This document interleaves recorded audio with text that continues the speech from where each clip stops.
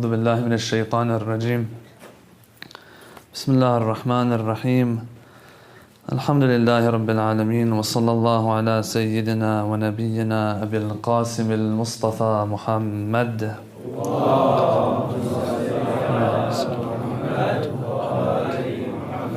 وعلى أهل بيته الطيبين الطاهرين. We've put behind us a couple or several of those incidents that led to Fatimiyya and the Shahada of our mother Fatima Al-Zahra alayhi salam. And we went a little deep into them, especially Raziyatul Khamis. We got very deep into that and I explained why. The next item on the list, the next darkness of those last days of the Prophet, of course when we look at it, it's dark, is the whole concept of the last prayer of the Prophet. The Prophet throughout his life was always the one leading Jama'ah when he was available. Never in the presence of the Prophet anyone would lead the prayer. But now we have a story in the books, in the major books, in many books, about how during the life of the Prophet, when he was available, someone else led the salat. Okay, so what? What's so good about that? What's so significant about that? Well, they have drawn conclusions from this story. We want to talk about 2 points here, 2 stories here. One of them is very short, the next one will be long. Number 1 is where the Prophet spent his last hours in, whose house he was in.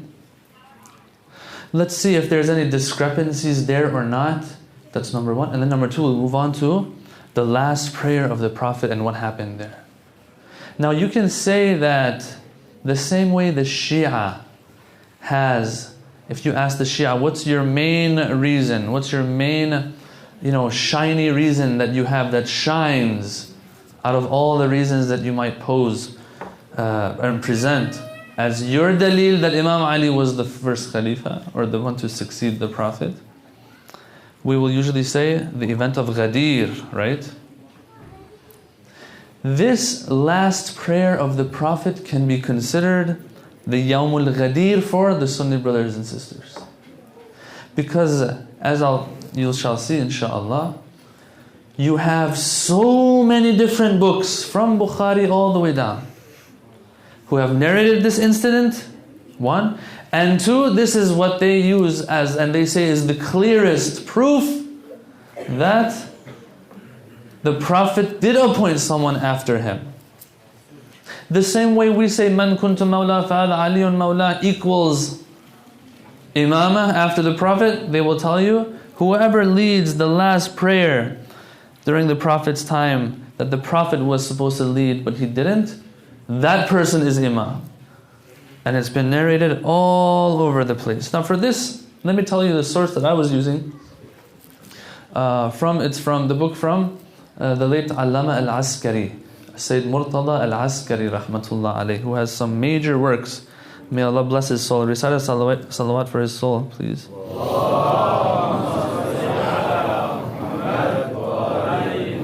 That's what I'm using. Of course, plus I've added some of my own thoughts to this whole topic and this session we're going to have inshallah.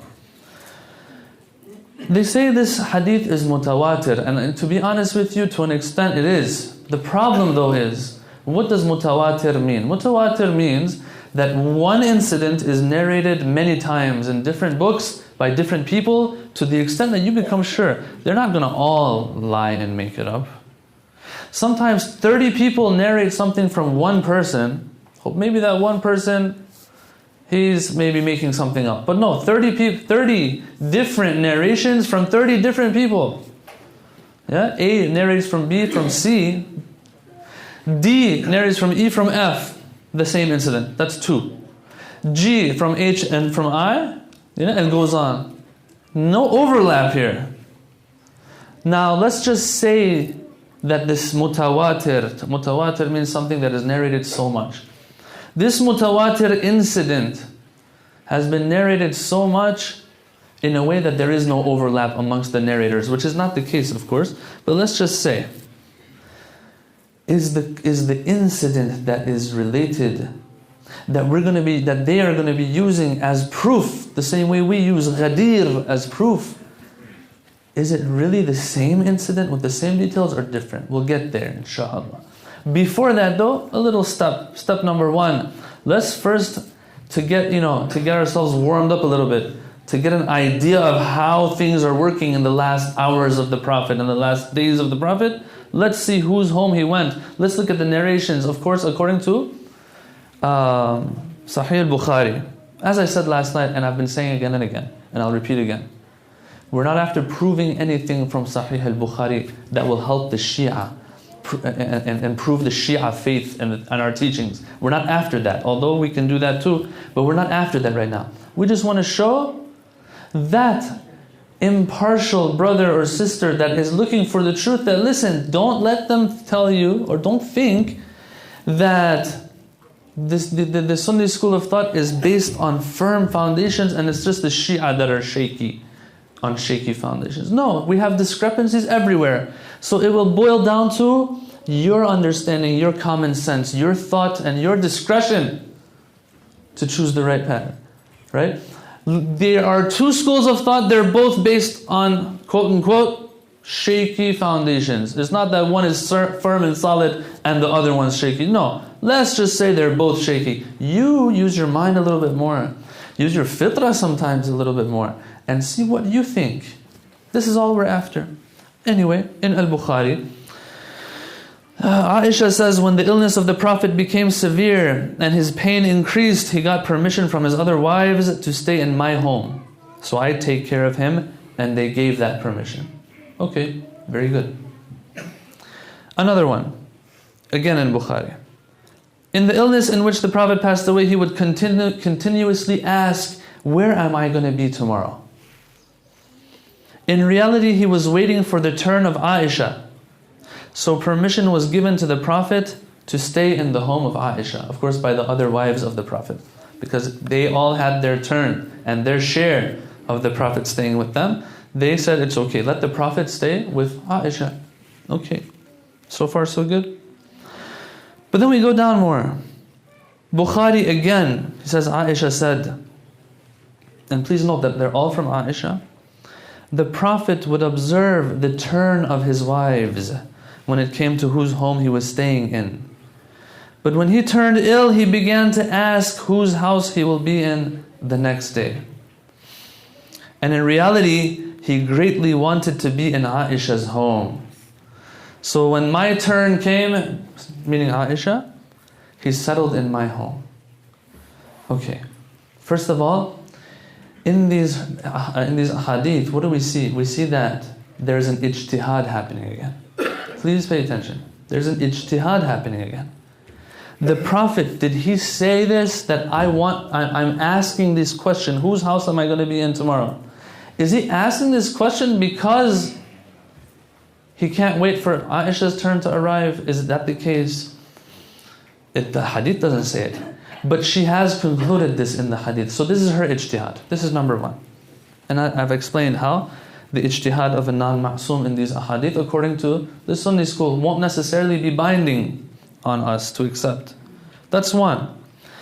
Number two is, maybe he's asking this question of whose house am I in tomorrow because he gives great importance to the turns of his wives. And since he's very, very ill, maybe he has forgotten or he can't recollect where he's supposed to be staying tomorrow. Yeah? And not necessarily that it's because out of love of somebody, or we're not even going to say that he doesn't love his wife. We're not saying that.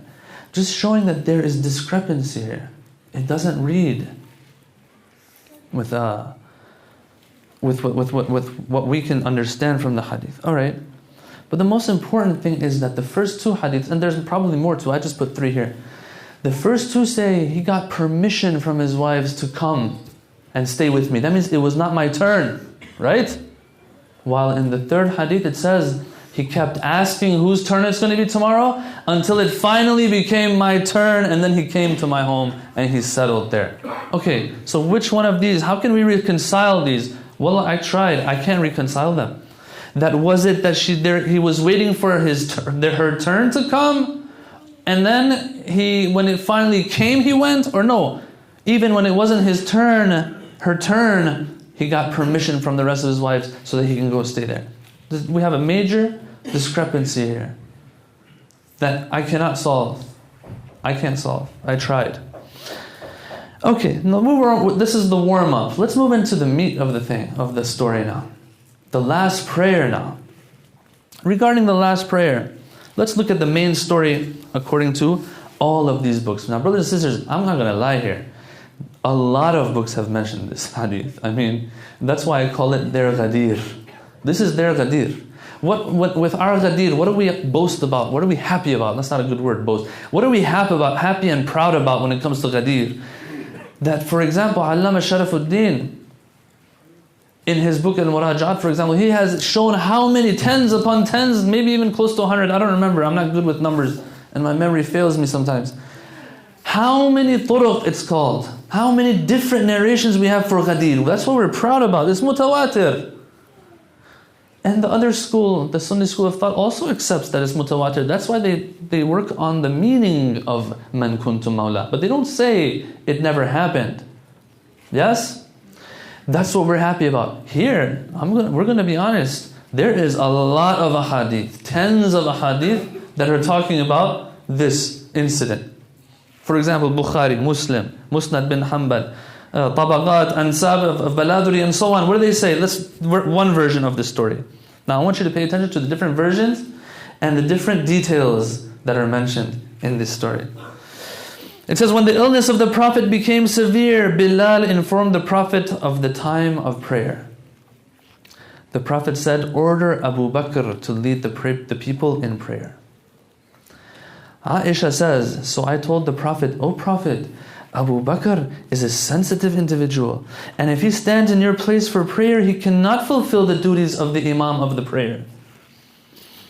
If you appoint Umar for this task, it is better, Aisha is saying.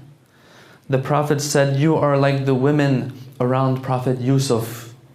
Order Abu Bakr to lead the prayer. The women around Prophet Yusuf, they were trying to change his direction from obedience of God to sin, right? The Prophet is saying that you're not letting me do what I'm supposed to be doing. You're getting in the way. Get out of the way. The first Khalifa is supposed to lead this prayer. This prayer is going to be the sign of his imamah and khilafah for eternity. I added that part. Another account goes like this, again in Bukhari. So the first one was Bukhari, this one's Bukhari too. The Prophet ordered, and the reason, brothers and sisters, I'm saying this and I'm going a little bit into detail. I'm getting messages, emails from people, and you see it online. People are asking these questions. When there's little discussions going on, our brothers and sisters don't know what to say. They haven't even heard of these things. They don't know the significance of the last prayer. While the first person to argue for the khilafah of Abu Bakr was who? Umar ibn al-Khattab. Using this argument. He said, how can you fall ahead, O Ansar who are in Saqifa? How can you fall ahead of Abu Bakr, the one that the Prophet said to lead the prayer? His final prayer. People are asking, people get stuck. Anyway, second account. The Prophet ordered that they have Abu Bakr lead the prayer. Aisha said Abu Bakr is sensitive. If he stands in prayer, he will begin to weep. Or in other reports that it says the people will only hear his weeping. The Prophet said to order him to lead. Aisha repeated what she had said. The Prophet said again to order him, and then said, you are like the women that are around Yusuf alayhi salam. So here someone might say, oh, that's good. Look, see they're offering each other this last prayer. She says, no, I don't want my father to go. Let's give it to Umar to go. So look, at least they're honoring each other with sending someone else to lead this prayer. Okay, that's what you kind of feel when you see this, right? But let's look at what one of these accounts of Bukhari again goes on to say. It goes on to say this. It says, Aisha says, the reason I would keep trying to change the mind of the Prophet so he doesn't order Abu Bakr to lead was because I didn't think the people would like the one who would replace the Prophet. Yeah? When you have a great leader and he passes away, someone takes his place. When you look at that person standing in the place of that leader, that beloved leader of yours that had passed away, although the second one is the one to replace him is also righteous, for example, but still, you get upset. Here she's saying, I was fearing, I wasn't saying like I want someone else to lead because, he's sensitive and all that. Apparently this is an excuse according to this account. She's saying, no, I was afraid that the people, when they see him take the Prophet's place, they're going to have a disgust in there. They're going to feel disgust. They'll be upset. Wow. I didn't think the people would like the one who will replace the Prophet, and I believed that the people will take bad omen in the one who takes his place. So I wished that the Prophet would change his mind, or I tried to change the Prophet's mind. That's why. Another account, Bukhari. So Aisha to tell Umar. She turns to Hafsa and she says, Hafsa, tell your dad to go, Umar. So now we know what the reason is. Why she wants someone else to go instead of her father, Abu Bakr. She says, Hafsa, tell your father to go. And she tells her father to go. She tells Umar to go. And then that's when the Prophet gets angry when he finds out.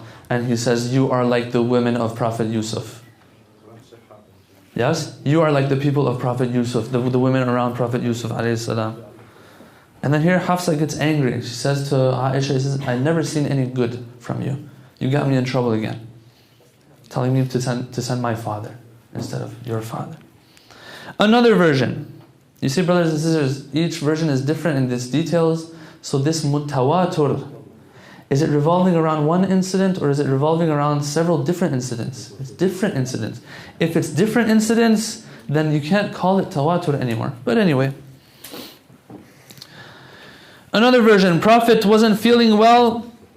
They bring him water. He says, they tell him the people are waiting for salat. Bring me water so I make wudu. He makes wudu, he passes out.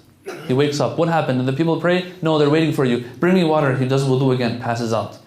Again, same thing happens. Wudu, passes out. Eventually says, you know what? Send Abu Bakr to go. So this is another version of it now. None of that dialogue between the Prophet and Aisha. Keep these in mind, brothers and sisters, when you get stuck in university. I can't count how many times people come to me and say, please help us out here. Tell us what to say. I'm telling you, this is what we say. There's discrepancies here. Although they'll probably have more answers. But anyway, you want to show that you know what's going on, at least. Another version, the Prophet wasn't feeling well. He sent a companion and told him to have someone lead. So here, this part, pay attention to this. The Prophet says to a companion, go and tell somebody to lead.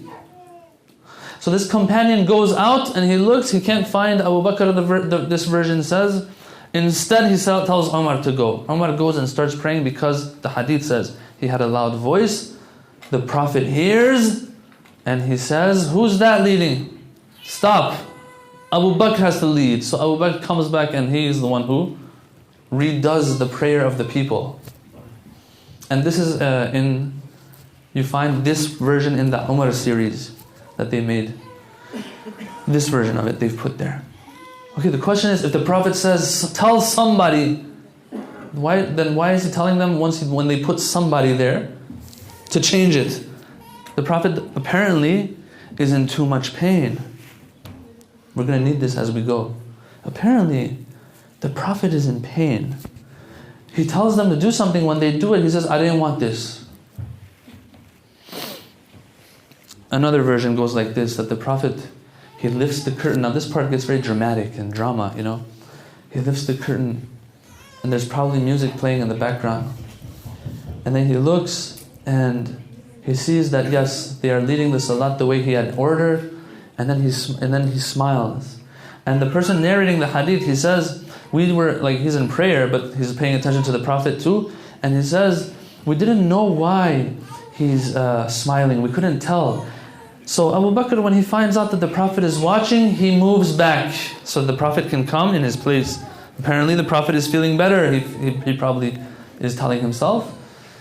What happens is, when he wants to move back, the Prophet signals, stay. And he's still smiling, the Prophet. And And he drops the curtain, and then it was a few hours later that he passed away. He left this world happy that this had taken place. Am I boring you? Let me go to another version. When the illness of the Prophet worsened, Bilal came and informed the Prophet of the time of prayer, and the Prophet ordered that Abu Bakr lead. It's almost over, brothers and sisters, this part, so don't just hang in there. After Abu Bakr entered the masjid, the Prophet felt better and got up. But because of the extent of weakness, now this is Aisha saying this, he was leaning on two people. Now in some versions it says he was leaning on Fadl bin Abbas and another guy. Now the version, everyone knows the other one was Imam Ali. Please say his name. Apparently she doesn't want to say his name even. Because of the extent of his weakness, he was leaning on two people while his feet were dragging. So the Prophet felt better. But this is how he's feeling better. Keep this in mind, we'll need it later. His feet are dragging and he's in pain. They entered the masjid, and when Abu Bakr sensed the Prophet's presence, he moved back. But the Prophet signaled to him to stay where he is, and he sat next to Abu Bakr and began to lead the prayer. The Prophet was leading Abu Bakr, the hadith says, and Abu Bakr was leading the people. Now I didn't get a chance to ask around or do enough research to find out, do we even have such a salat in Islamic Sharia where you will have an imam, he is leading one person and then that one person is leading the rest. And the wording is like this, kan ya'tam. This comes from imama, imam of the jama'ah. Kan ya'tam bi Rasulillah wal nas ya'tamuna bi Abi Bakr. So they're taking him as the imam jama'ah of the prayer. I don't know if we have such a thing. Maybe it's in the Sunni fiqh, I don't know. I didn't get time to it, but I haven't heard of this before. Others will say, no, Abu Bakr was doing the jama'ah with the rest, but he was ahead. And he was signaling to the people when the Prophet is going to ruku' and sujood. The Prophet is praying sitting. He's signaling to the people. And the question that comes up is, well, the first row can see what the Prophet is doing. And then the second row can see the first row, and so on and so forth. These are all questions we'll have later that we'll talk about. Now, every night I've been saying this, right? That you reach a point where you just want to hurt yourself. This is that. Tonight we have reached that point where in one of the versions of the story, the Prophet, after the prayer, he says, the Prophet's happy, but he says that no Prophet came except that one of his people led him in prayer. This is the extra mile here. This is that extra step. That they are now, some of the reports are saying that as if Abu Bakr was leading the prayer and the Prophet is following. Subhanallah. So when the Prophet passes away and his janazah has been washed and their people are coming, they say, for 3 days and praying Salat al-Janazah. No one was praying Salat al-Janazah in jama'ah. Why? Everyone says this. Because they say in the presence of Rasulullah, no one is to be an imam of jama'ah. Now this is the dead body of the blessed, lifeless body of Rasulullah. So if someone can lead him when he's alive, then why not just have that same person who led him when he was alive to lead the janazah salat after he's passed away? These are important points.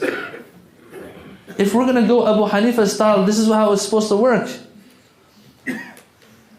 If someone can lead the prayer once at least in their life, because the Prophet says no Prophet left this world except that he was led by one of his people in prayer.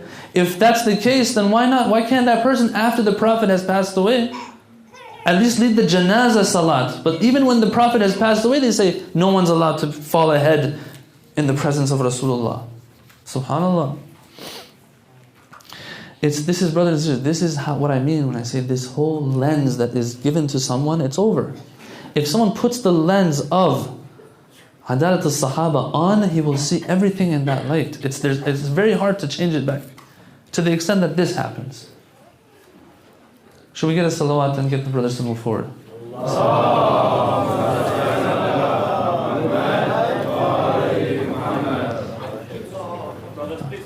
They didn't even move. Recite another salawat.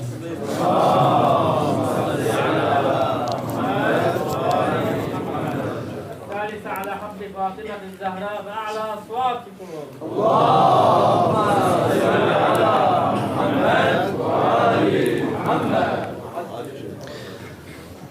Okay.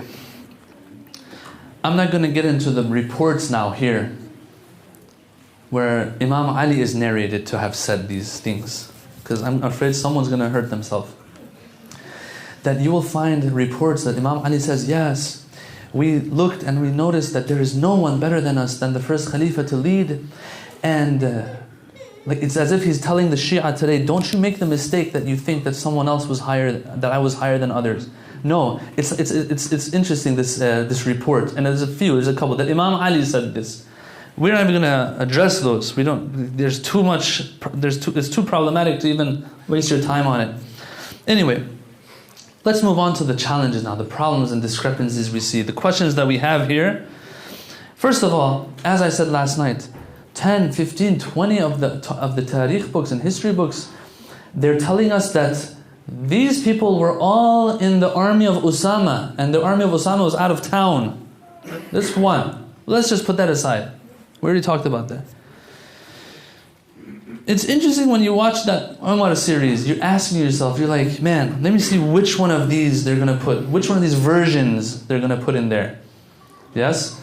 And then you find that if out of like the 25 versions or the 13, 14 versions, there's like 2 or 3 of them that are there. Well, what happened to the other versions of the story?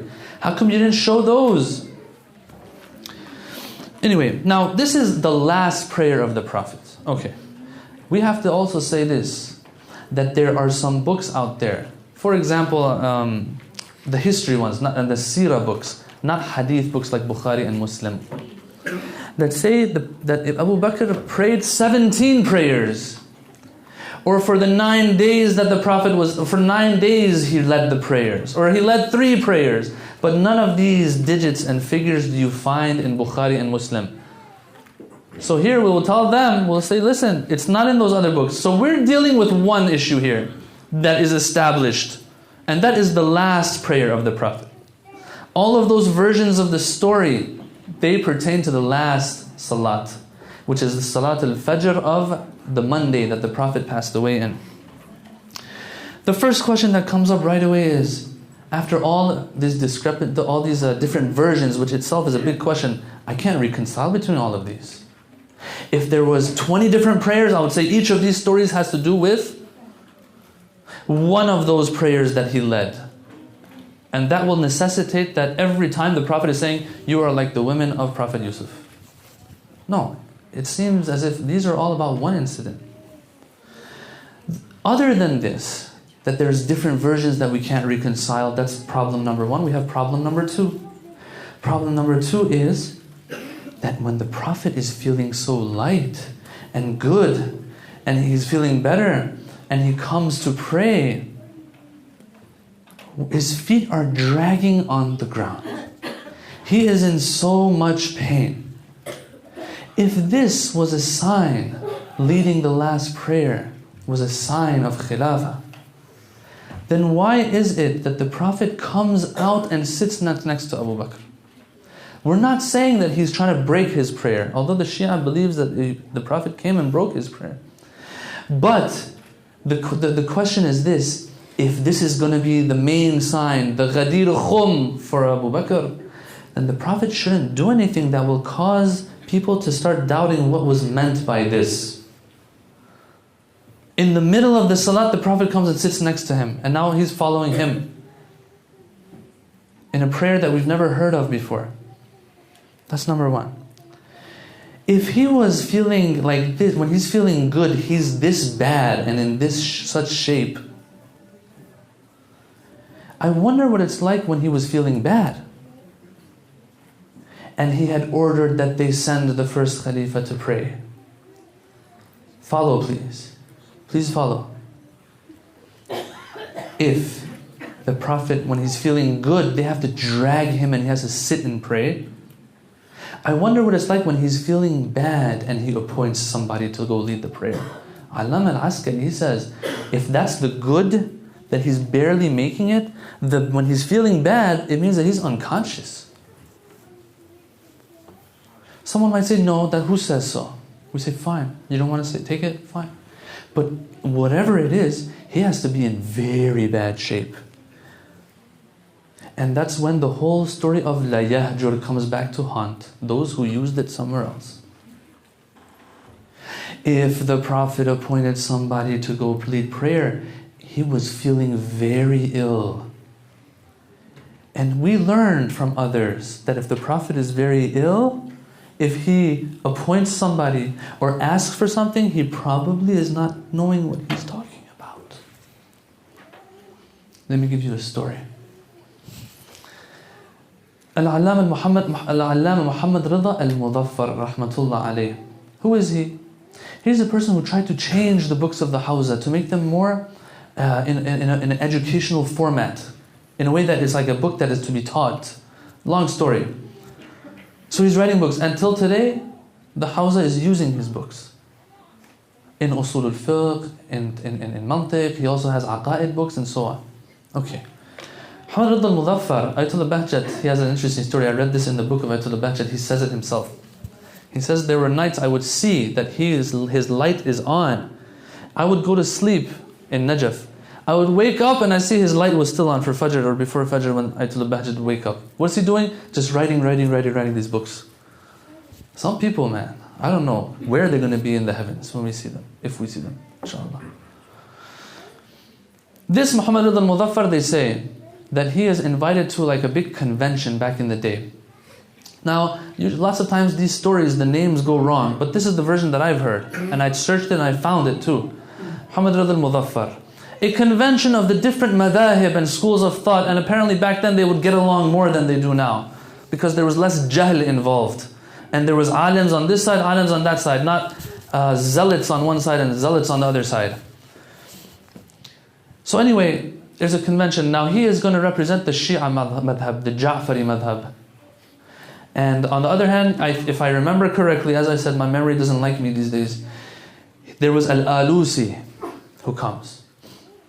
Now they get together, and after they start, the whole thing starts, he asks Muhammad Rida al-Mudaffar a question. He says, what do you say about the last prayer that the Prophet appointed the first Khalifa to lead? What do you say about that? Here, all he said was one line, and this is where I got it from. He said, Inna ar-rajula la yahjur. The Prophet is not speaking, he's speaking nonsense, na'udhu billah. What did he mean by this answer though? He said, if you can justify some of the Sahaba, we're not saying the second Khalifa said it, for argument's sake.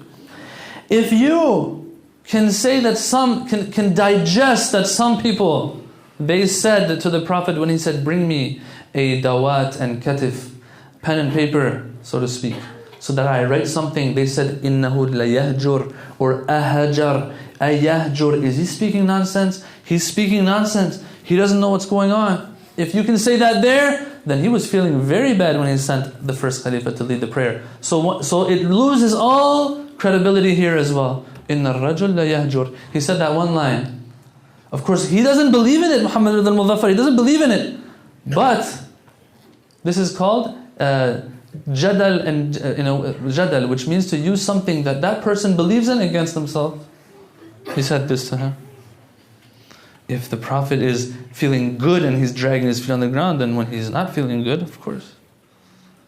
It's because of all these discrepancies, brothers and sisters, that the Shia version goes like this. That the Prophet, in his final moments, in his final days, those final hours, he's not feeling very good. He's not feeling good at all. He goes unconscious, comes back. Goes unconscious, comes back. Now it's time to pray. In one of these times that the Prophet goes unconscious, one of his wives tells the people, or tells the first Khalifa to go and pray. Not that the Prophet tells and appoints or tells them to go and find Abu Baqir to lead the prayer. No. Aisha is the one who says, my father. And we have other cases where this has happened. The Prophet comes back, he finds out, he regains his conscience, he finds out that, oh my God, the first Khalifa has gone to lead prayer. Ali, Fadl, come and drag me to the masjid. What, Prophet, where are you going? It's, he's leading the prayer. You women are like the women of Prophet Yusuf. Take me to do you see where this line actually comes in? Take me to the masjid, no matter how hard it is. Take me to the masjid so that even if I'm sitting, I sit. Now, of course, when he's leading the prayer and this happens, he's not going to get up and leave. He'll move back so the Prophet can go up a little bit. But now, still he gets credit for leading the people and him following the Prophet. Whatever. But this is what the Shia version goes like. Because of all of these discrepancies, if you can just put aside Adalat al-Sahaba, everything all of a sudden just clicks. Makes sense. Before that, you're thinking this, that, what? Alright. Let's move on now. Let's just say that all of what we said is wrong. Not only did he lead the prayer, he led prayer for 10 days before too. Let's just say that. What does leading prayer have to do with Khilafatul Muslimeen? That's the problem. What does this have to do with that? I don't get it. Let's at least say that this means Khilafah of Muslimin, but please at least say Man kuntu mawla fahada aliyun mawla also means that. How could you negate this and then approve that and establish that? I'm serious. This is the part that you really say, please think a little bit more. Show me hadith. I don't have hadith. Allah gave us the Rasul of the Aql to use it and our common sense a little bit and try to think of Man kuntu mawla. I wonder what would have happened if the Prophet has raised another person's hand and said Man kuntu mawla fahada fulanun mawla. You don't want to say the name because you never know, it just might get recorded somewhere. If that's the case, then this should also mean that we can't put a link between these two and then say there's no link between those two. The link between these two is clearer, at the least. It's clearer than the other one. Especially when you go and look at the conditions of the Imam of the Jama'ah in Bukhari. How a child can lead it, how the Prophets put like a blind person to lead the Salat. One person didn't have enough clothing, he was leading Salat, and so on and so forth. All of these stories that Marhum Al-Alam Al-Askari relates in his book. All of these conditions that don't need to be met in the Shia school, that the Shia have, are not supposed to be met, apparently, in the Sunni school of thought. So if anyone can lead Salat al-Jama'ah, then what's the link between him leading the prayer of the Prophet? Fine, he led the prayer. And that's why some of the more moderate brothers of the Sunni school, they say these are not dalil. Thank you. These are not dalil. But they still say these are dalil khafi. They're not dalil jali. They're not clear signs. But they are subtle signs. For those who pay attention, they will tell you. Now someone might say, fine, we'll give that to you. Leading the prayer doesn't mean. That's why anyone can lead prayer. Look at the conditions for the Imam of Jama'ah. But leading the last prayer. Leading the last prayer is what counts. That's the active ingredient here. The fact that it was the last prayer. That's what we're using. What we have to say here is that if the Prophet really had something in mind, as I said, he wouldn't have come in the middle of it and messed things up, na'udhu billah. I don't like to say it like that. It got messed up for them. Leave any doubt that this is a sign or not for the Khilafah to come. That's one. If it really meant, number two, if it really meant this, then there's a link between the two. The first person who would understand this link is who? Is Aisha. Let's go back to the story I related in the beginning. In the beginning, what did we say? That Aisha, when the Prophet appoints Abu Bakr to go lead the Salat, The Prophet does that. Aisha objects. She says, my father, he's not fit for this. He's sensitive. He'll weep. The people won't be able to follow him. He won't be able to fulfill the duty of the Imam of the Jama'ah. If this was a clear sign, no one would dare go against the Prophet. He is appointing the leader to come. This shows that it's not clear. And if she's not going to understand the link, how are we going to understand the link? This is her own father. If there was any bit of any bit of a link there, the first ones who would acknowledge it were them. But they didn't. They actually tried to get in the way of it. As a matter of fact, they thought it's something bad, it's evil, it's bad omen. Alright, let's just say, throw all of that away. The Prophet insisting on him to be the first, the one to lead the salat in this final prayer. I ask you, brothers and sisters, I ask you, who is more fit for leading an ummah? Who is more fit for leading an ummah? A person who can and is qualified to lead prayers, or a person who is qualified to lead and command and have under his command an army of Muslims? The last army to go and fight the enemies of Allah. Who am I talking about? Usama bin Zayd.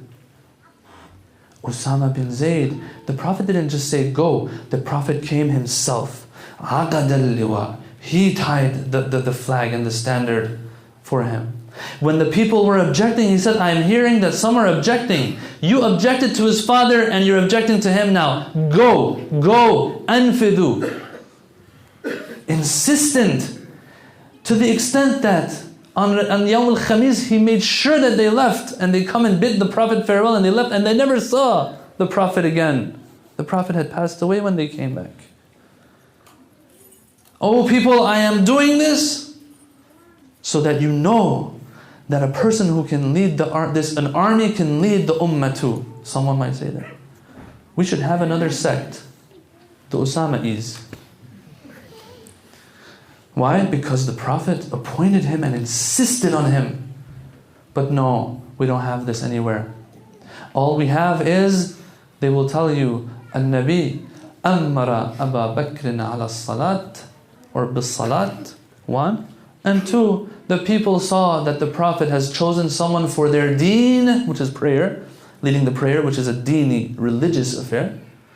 They saw that he has appointed him for their deen and akhirah. So they were satisfied with him for their dunya and taking care of their dunya affairs. This is what you see. This is the argument that is presented. This is the final prayer of the Prophet. If it's ever said, these are some of the discrepancies. Now, I'm just going back to Bukhari and Muslim, as I said, mostly. But when you look at the rest of the books, it gets even worse and worse. But as I said, we're not even talking about those these days. Okay, let's move on. There's one more thing here. Now, it's not chronological, what we're doing. Let's move to Fatima Al-Zahra alayhi salam.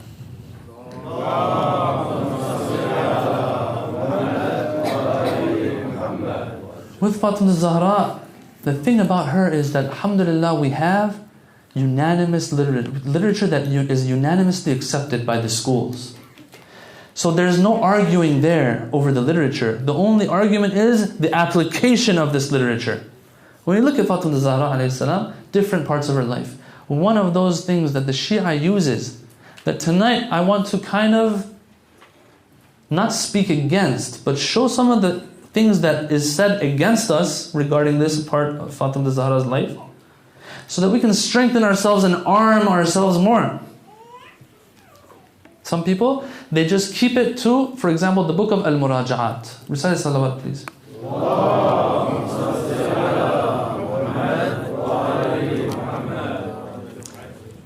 The book of Al-Muraja'at, we have all heard of it, right? Between the alim of Najaf and the alim of Al-Azhar, back and forth letters asking about the Khilafah and all that kind of stuff. And it's interesting how much respect these two alims have. Brothers and sisters, the more disrespect, the more that's a sign of Adam al-Ilm, of Jahl. When two alims get together, of course, one of them is going to be right, one of them is going to be wrong. But at this, they respect knowledge. What we're seeing today is all a result of ignorance. Anyway, we can't keep it at al-muraja'at. They've answered lots of the things that we have. We have to find the other answers that are out there, and there's plenty of answers if we look. I'm just giving, these are just a taste of what the Shia school has to say. Regarding Fatima Al-Zahra and her being angry with the first two Khalifas. This is one of the things that the Shia school uses. Now, the thing I want to say tonight doesn't mean that we don't believe in this anymore, or I don't believe in this. No, very firmly I believe in this. Why? Because we have literature. I wish I had time to, after all these nights of going through the other sources, we would speak a little bit about the Shia sources and show how much detail we have there. You know, my heart is growing a little dark over these past 4 or 5 nights. I'm sorry. You must feel the same. Because it seems as if there's nothing out there to help us. Yes, in their books, of course. But in our own books, we have so much. Clear as day. But let's go back again. Let's go back to what we were talking about. It's unanimously accepted that the ghadab of Fatima equals the ghadab of Allah. The anger of Fatima, anger of Allah. That's why the Shia will go and find in Sahih al-Bukhari, will find a hadith. What does the hadith say? The hadith goes like this. غضبت, who's saying it? Aisha. غضبت فاطمة بنت رسول الله صلى الله عليه وآله وسلم فهجرت أبا بكر. She didn't talk to him anymore. She got angry with him and didn't talk to him anymore. فلم تزل مهاجرته حتى توفيت. And this not speaking to him continued until she passed away. عليها السلام. وعاشت بعد رسول الله صلى الله عليه وسلم 6 أشهر. We don't need that part. Okay. It says she got angry and she never spoke with him anymore. And what does that mean? That means she passed away while she was angry, right? And you take this, you add it to her anger equals Allah's anger. What do you get? The result that Allah was not happy with him. Okay. Now, I want to give you guys an example of, and I've kind of, you could say, done a thorough look and research into this. I could not find, lots of searching actually I've done. I did. If anyone finds anything else, let me know. But I think I exhausted my the resources that are available, and I even searched online, tried to find anything I could. I found other things that I'll share with you, but I didn't find anything that will go against what I'm saying now. This is the result that we get out of it. Bukhari, we have this hadith from Bukhari. Now, this is the second time we're going to hurt ourselves maybe. You see that all of a sudden some of these Wahhabi sheikhs, they come and they say, the hadith of Bukhari. We're playing by your rules. If it's in Bukhari, you take it, right? Yes, we do. This one hadith that you have from Bukhari, those parts, they will tell you. Those parts, the ghadibat, wa hajarat, and wajadat alayh, these parts, these parts were added by the narrator himself. Aisha didn't say that. Subhanallah. And you cutting up the hadith like that? What can we say though? They'll prove it. There's pages upon pages that I maybe tried to read several times, but I fell asleep in the middle, that prove that this was not said. Fine, we don't need it. Fine. According to the Shia school, we know what the truth is. You don't want to accept? Fine. Don't accept. We'll talk about other things. So they will tell you not only that, looks like you didn't hurt yourself yet. We want to make sure you hurt yourself. Not only that this hadith is not reliable because that part of it was added by the narrator, but we have found a hadith in our sources, they will tell you, and in your sources, they will tell you, that she passed away while she was happy. She was satisfied. Oof. Where's this hadith? It's in a Sunan of Al-Bayhaqi, a Sunan Al-Kubra. Wait a minute, we were talking Bukhari and Muslim. We went down the list like 10 books to Bayhaqi. Yes, we did. Okay, so how many do we have of these hadiths? Just this one that has been narrated by Bayhaqi. Alright, what is it? Tell us. لما مرضت فاطمة أتاها أبو بكر الصديق فاستأذن عليها. Abu Bakr came when she was sick and he got permission to enter. فقال علي يا فاطمة هذا أبو بكر يستأذن عليك. Abu Bakr has come and he's getting permission to come meet you, see you, visit you. Imam Ali is telling Fatima Al-Zahra عليه السلام.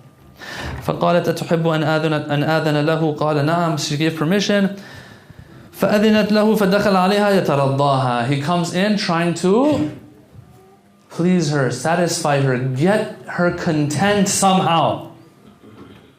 Yeah? We're taking a step further, brothers and sisters. See? Not only is she not angry, but she's happy. يترضاها فقال والله ما تركت الدار والمال والأهل والعشيرة إلا ابتغاء مرضات الله. Abu Bakr tells Fatima Al-Zahra that look, I left everything, my wealth, my family, everything. I left everything for mardatullah, because of this burden that was put on my shoulders, this responsibility of khilafah. In other words, if I took fadak from you, I had no choice. This is what the Prophet wanted. Okay. I did this fi mardatillah wa mardati rasulihi, for the satisfaction of the Prophet, and mardatikum AhlulBayt, for your satisfaction, AhlulBayt. Don't you want me to uphold the Quran? Yes, we do. So I'm doing it for your thing, for your satisfaction. Alright. ثُمَّ تَرَضَّاهَا. He continued to try to gain her content and satisfaction. حَتَّى رَضِيَتْ. She didn't die angry. She died happy. قال البيهقي though. وبس. Nothing else. No one else. So we're going to cut up Bukhari, the hadith that is there, and we're going to take Bayhaqi. Fine, let's do that. Let's do that. Not only will they tell you that, they will say, we found a hadith in your sources too. Of course, our sources are full of taqiyya when it comes to these issues, but let's look at what they show us. Inna Aba Bakr qala laha. Who is saying this? Ibn Maytham al-Bahrani, in his famous commentary of Nahj al-Balagha, he's saying this. So first of all, it's not a hadith in those major hadith books of ours. It's a commentary of Nahj al-Balagha, and Ibn Maytham is saying, okay. إن أبا بكر قال لها إن لك ما لأبيك كان رسول الله صلى الله عليه وآله يأخذ من فتك قوتكم ويقسم الباقي ويحمل منه في سبيل الله ولك على الله أن أصنع بها كما كان يصنع رسول الله. He says the Prophet would take a share of that wealth that he had, he would give you. I'm going to take a share from those orchards and gardens or whatever wealth there is, and I'll give you. In other words, I'm not going to give you fadak, but I'll give you these at least. فَرَضِيَتْ بِذَلِكَ وَأَخَذَتِ الْعَهْدَ عَلَيْهِ بِهِ. So she was satisfied with that. Brothers and sisters, بَيْنَكُمْ وَبَيْنَ اللَّهِ بِاللَّهِ عَلَيْكُمْ. Tell me, she became happy with that. What is that pointing to? The fact that she's getting at least something. She's getting a share, a stipend. رَضِيَتْ بِذَلِكَ. And man, I even saw this in a debate between Sunni and Shia scholars or something online. I saw it. The guy was happy as anything. He's saying, Subhanallah, Subhanallah, look what we found. I'm like, what did you find? And that's when I hurt myself. That's not what the hadith is saying? Alright, whatever. Whatever, let's just say she died happy. Question, this is the part I want you to pay attention to. And then we'll end. If she didn't pass away and she was angry, that means we can't use that statement that says whoever angers her angers Allah. We can't use this anymore. We'll put this to the side. Question, what about من مات وليس في عنقه بيعة فقد مات ميتة جاهلية. What about this? Whoever dies and does not have the bay'ah of an imam on them has died a death of jahiliyyah. Okay, where are you getting at, Shaykh? If she died happy, let's just say her being happy means that she gave bay'ah too. which is not the case. Being happy doesn't necessarily mean bay'ah. How come Abu Talib alayhi salam, when he passed away, just because nowhere it has been recorded that he said Ashhadu an la ilaha illallah, he said the shahadatain, how come since it's not recorded anywhere, you say, oh, he's in hellfire, he wasn't Muslim? And then you make up hadiths about the Prophet saying that, oh yeah, he's in the hellfire, but because, na'udhu billah, because he helped the cause, his feet are only burning, na'udhu billah. How come there, since it's not recorded explicitly, we can draw such a conclusion? Here, Fatima Al-Zahra, show me where it's been recorded explicitly that she gave bay'ah. Nowhere can you find it. So happiness does not equal bay'ah, but let's just say it means bay'ah. Let's just say she died with bay'ah. According to you guys, you brothers and sisters, how long did she live after the Prophet died? 6 months. Okay, that means 6 months she was upset apparently. You yourselves are saying, faradiyat. She became happy in the end. For 6 months, did she have bay'ah or not? No. That means for 6 months she was sinning. Na'udhu billah. No, but the hadith says, man mata. Whoever dies without bay'ah. Okay, fine. That means a Muslim can never give bay'ah to the first Khalifa, even if he lives 20 years. And then just before he dies, he gives bay'ah then. That's not what the hadith is saying. That's funny. That doesn't make sense. It says, listen, you better have bay'ah from the start, because if death comes all of a sudden and you did not have bay'ah, you're in trouble, man. So for 6 months, according to them, of course, we don't believe in the 6-month narration, and we think there's a reason behind Dhahabi and others saying that it took 6 months for Fatima Al-Zahra to pass away. Anyway, but according to them, 6 months. For 6 months she was prone to a death of jahiliyyah, na'udhu billah. And this is something unanimous. This hadith is unanimous. So you see, brothers and sisters, no matter how much you try, it doesn't make sense. It doesn't click. Now someone will say, well, that doesn't prove that you're right. We said we don't want to even prove that. We just want to show if we are shaky in our foundations, others are also shaky in their foundations. Tomorrow night, inshallah, is our last night. What we're going to be covering, I'm going to change. I wanted to speak about Saqifa and some of the discrepancies there, but I thought that many of you have probably heard of it, although there's some interesting new material I'm sure no one has heard of, or very few might have heard of. But I'm going to put that aside, and we're going to talk about 2 or 3 of the challenges against Fatimiyya. Namely, why did Imam Ali name his children after the Khulafa if there's such a problem between them? Why did Imam Ali give Kulthum's hand in marriage to Umar ibn al-Khattab if there was a problem? And why did Imam Ali just stand there and watch when they attacked the home if you Shia say that this is what happened? There's some interesting points. I'm going to try to keep it in a way that it's not repetitive. Some other points that usually are less heard, and some explanations, if Allah gives that tawfiq, inshaAllah. Walhamdulillahi Rabbil Alameen. Sallu ala Muhammad wa ala Muhammad 3 times, please.